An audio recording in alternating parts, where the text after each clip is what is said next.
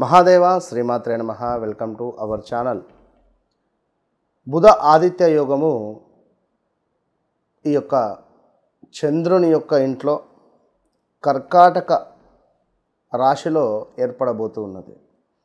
ఈ బుధ ఆదిత్య యోగము కర్కాటక రాశిలో ఏర్పడేటువంటి సందర్భంగా ఏ రాశుల వారికి బాగుంటుంది, ఏ రాశుల వారికి బాగుండదు. యోగాలు అంటేనే హంసయోగం కానీ, లేదా బుధ ఆదిత్య యోగం కానీ, లేదా మనకు గజకేసర యోగం కానీ, అంటే చంద్రుడు గురుడు కలిసి ఉన్న ఇలాంటివి కొన్ని యోగాలు మనకు జాతకరీత్యా ఏర్పడతాయి. మరి ఈ సందర్భాలలో ఏ రాశి వారికి అద్భుతమైనటువంటి ఫలితాలు ఉండబోతున్నాయి అంటే ఎట్లా అంటే, ఉదాహరణకు బుధ ఆదిత్య యోగము అంటే మనకు ఏ పని కోసమైతే మనము ప్రయత్నం చేస్తూ ఉన్నామో,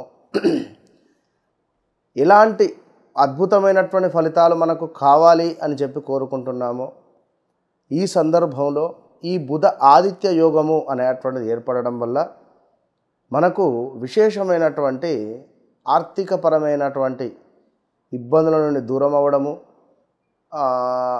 జాక్పాట్ తగలడము ఏదైనా, లేదా జాతకరీత్యా ఏదైనా ఒక అద్భుతాలు మనకు జరగడము, వివాహం కావచ్చును, రావాల్సిన ధనం కావచ్చును, లేదా ఏదైనా గవర్నమెంట్ ఆపర్చునిటీ కావచ్చును.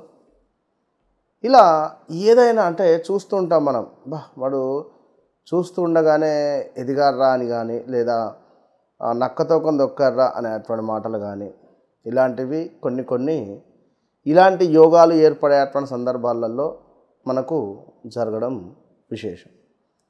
మరి ఇప్పుడు ఈ యొక్క ద్వాదశ రాశుల వారికి ఎవరికి బాగుంది, ఈ యొక్క బుధ ఆదిత్య యోగము రాబోయే సుమారుగా ఒక నెల రోజుల పాటుగా మనకు ఏ రాశుల వారికి బాగుండబోతున్నది అంటే ఆగస్టు ఎండింగ్ వరకు ఈ మేషము నుండి మీనరాశి వారికి వరకు కూడా ఎవరు ఏ ప్రయత్నాలలో ఉన్నారు అంటే ఉద్యోగమా, సంతానమా, లేదా ఏమైనా పదవికి సంబంధించింది, ట్రాన్స్ఫర్సా, లేదా ఏమైనా మనీ రిలేటెడా, లేదా ఏమైనా ఆస్తి పంపకాలకు సంబంధించా, లేదా ఏమైనా ల్యాండ్ రిలేటెడా, ఇలాంటి ఇష్యూస్ ఏవైతే ఉన్నాయో వీటి నుండి బాధపడేటువంటి వారికి ఉపశమనము కలిగిస్తుంది.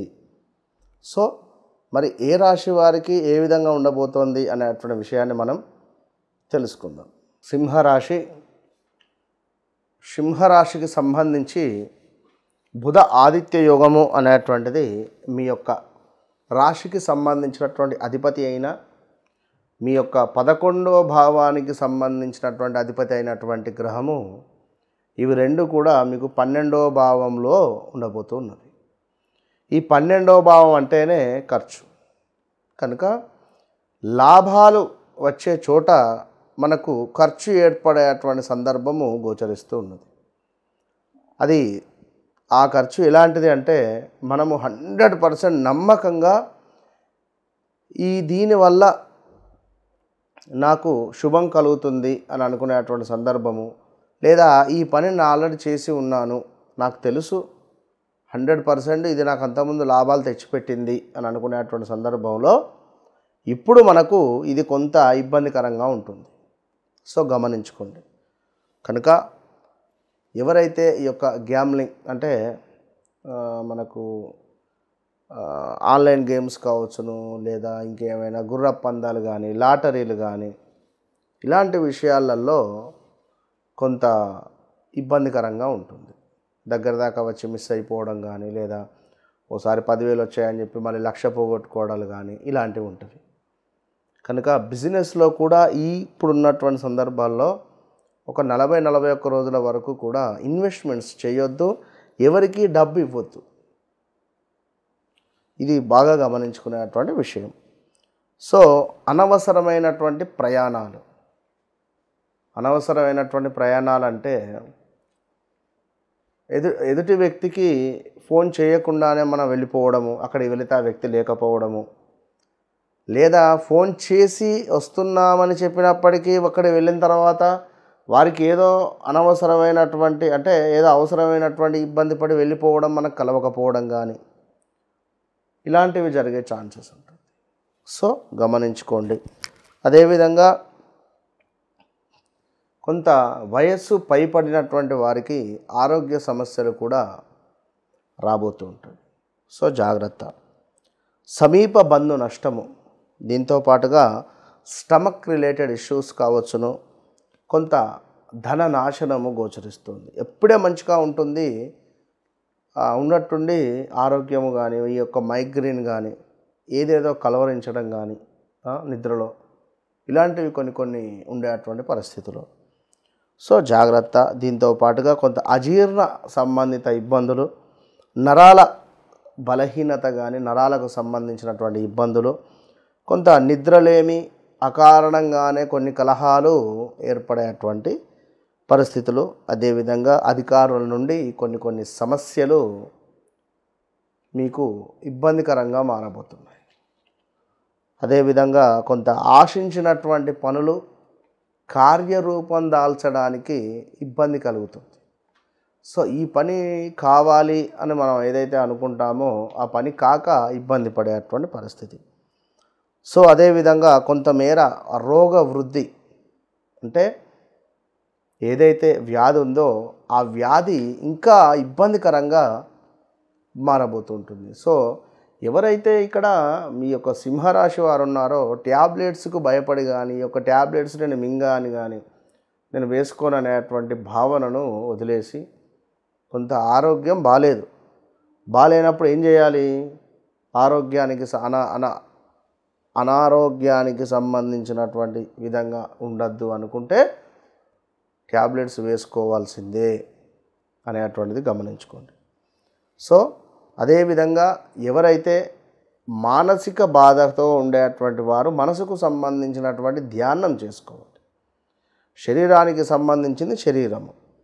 సో కొంత అసౌఖ్యంగా కొన్ని పరిస్థితులు మీకు ఎదురుగాబోతున్నాయి.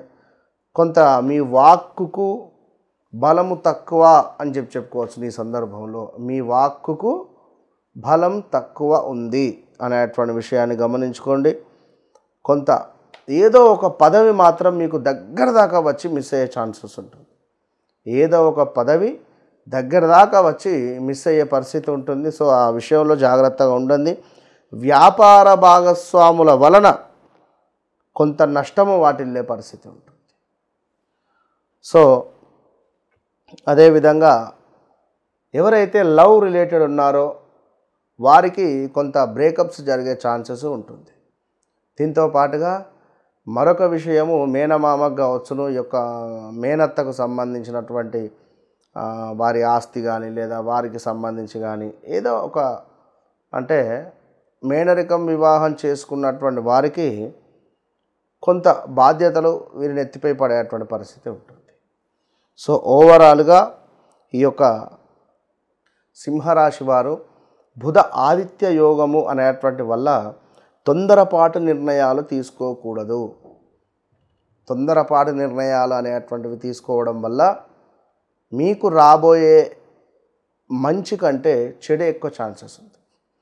కనుక ఎలాంటి తొందరపాటు నిర్ణయాలు అనేటువంటివి తీసుకోకుండా మీరు ప్రతి పనిని ముందుకు వెళ్ళండి. మరి రెమెడీ అనేటువంటి విషయానికి వచ్చినట్టయితే ప్రతిరోజు కూడా ఆదిత్య హృదయం చదువుకుంటూ గణపతికి సంబంధించినటువంటి దేవాలయాలను సందర్శించడం ద్వారా మంచి ఫలితము సింహరాశి వారికి ఉంది.